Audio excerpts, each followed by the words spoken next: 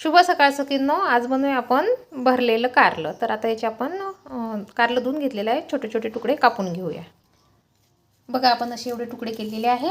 आता याचे असे आतलं बी आपण पूर्ण काढून घेऊया. कढईमधलं तेल गरम झालेलं आहे. आता त्यामध्ये आपण थोडीशी हळद टाकूया, थोडंसं मीठ आणि कारल्याचे तुकडे.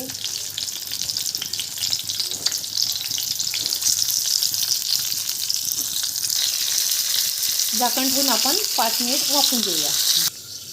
बघा आपण साहित्य घेतलेलं आहे.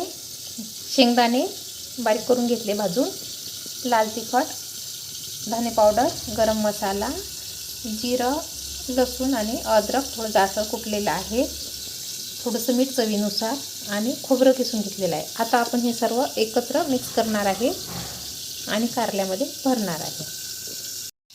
हा मसाला आपण सर्व मिक्स केलेला आहे. आता आपण कढईमधून हे कारले काढत आहे, थोडेसे वाफलेले आहे. यामध्ये आपल्याला मसाला भरायचा. बघा असं कारल्यामध्ये एका एका तुकड्यामध्ये आपण छान असा मसाला भरून घेऊया. कढईमध्ये तेल आपण आणखी टाकलेलं आहे आणि एक एक कारल्याचा तुकडा सोडत आहे.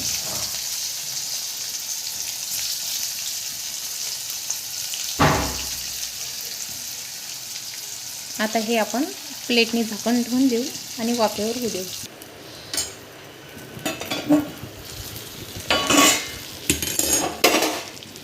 अधूनमधून थोडी अशी पलटत राहायची.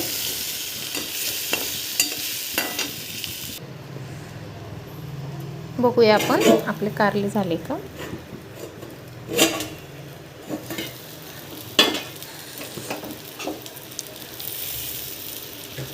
आपली कारली तयार आहे.